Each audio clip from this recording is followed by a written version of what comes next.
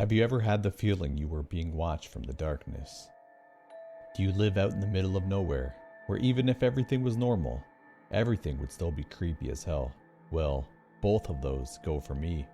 And when I looked out my window one night, I regretted ever moving to this godforsaken brick shack on top of this wooded hill. All around my house, the trees are so thick that if you were to go out during the night, you would most likely be lost until sunrise. Or even worse, you would find one of those many bogs around my home, and you would get sucked to the bottom, never to be heard from again.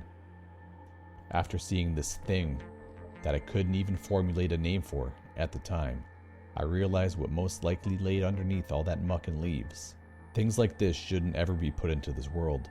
I'm a kid that likes fantasy, and would trade most of my real life for a good game of Pokemon or Yu-Gi-Oh any day. But this bit of fantasy, it made me want to end it all and just get away forever. One night, laying in bed, I happened to roll over where I was facing the window. Eyes still closed, I began to hear a scratching noise at my window. As I opened my eyes, I saw something that I could never erase from my memory.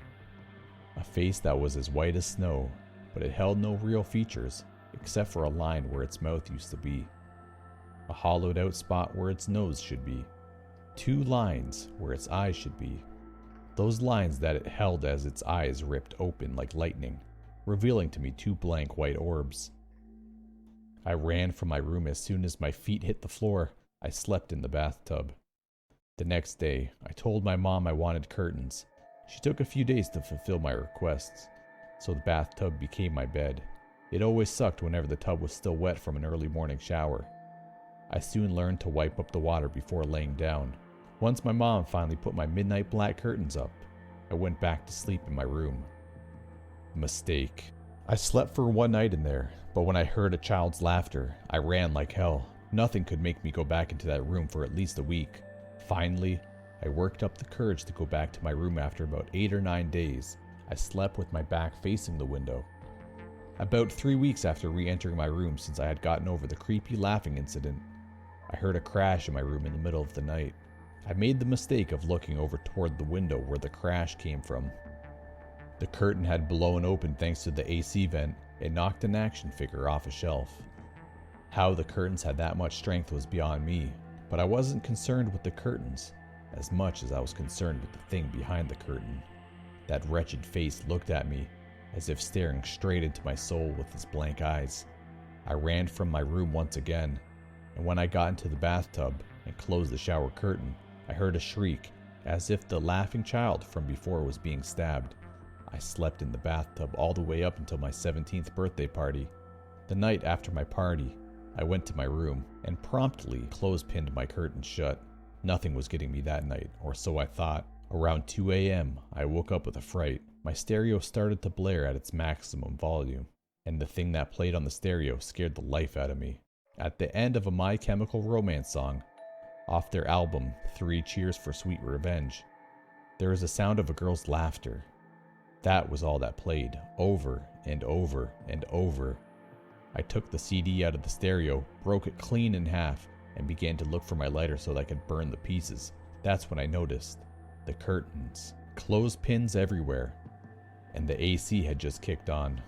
I did a sort of crab walk to get back into my bed, and at that time the curtains blew open so hard that the curtain rod fell. The other side of the window, he sat there, looking into my eyes. I finally had enough. I ran up to the window and hit it with all I had in me. It splintered the bottom portion of the split window, and when that happened, the creature raised its head to the top half of the window. Its mouth opened, the teeth. They were like razor blades, except they were so jagged, as if they had run across some asphalt. Its eyes rolled forward, and the piercing red irises of those eyes were going to rape my memory for the rest of eternity. I yelled out as loud as possible, "Get out of my life!" What happened then, I never expected it. The thing, it spoke to me in the soft voice of a small feminine child, and it said, "All that I wanted to do was play with you, sweetie, but I guess the deer will have to do." As it said that, it reached a bone-white skeletal hand through the splintered window, making a small hole through the spider-web center of the glass. It caressed my face and closed my mouth, giving me a faint smile. "Goodbye, brother. I'll always be waiting, was the last thing it said before it dropped out of sight and the terror left the room. My mom came in about 10 minutes later to find me crying on the floor, saying the same thing over and over. Brother. To this day, I have no idea why that thing didn't take my life. Perhaps it loved me in some strange, sadistic way. Perhaps it never meant to do me any harm, or even scare me.